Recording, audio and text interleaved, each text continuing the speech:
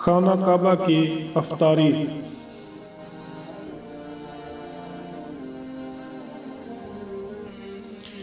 افطاری مکہ المکرمہ خانہ کعبہ میں افطاری کے لیے بچھائے جانے والے دسترخوان کی لمبائی 1200 کلومیٹر ہوتی ہے۔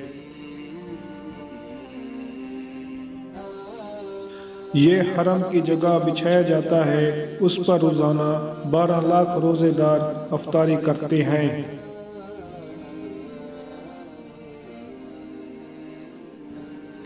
اس افطاری پر روزانہ 10 لاکھ سعودی ریال خرچہ ہوتا ہے۔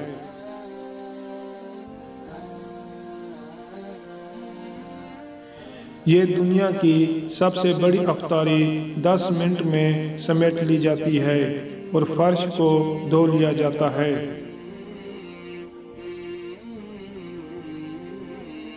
روزانہ 50 لاکھ کھجوریں، 60 لاکھ آب زمزم کی بوتلیں اس افطاری میں استعمال ہوتی ہیں۔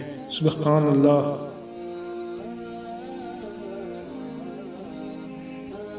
دوستو، اس ویڈیو کو شیئر کرنا، اس کا ثواب آپ کو بھی ہے اور مجھے بھی، یہ صدقہ جاریہ ہے۔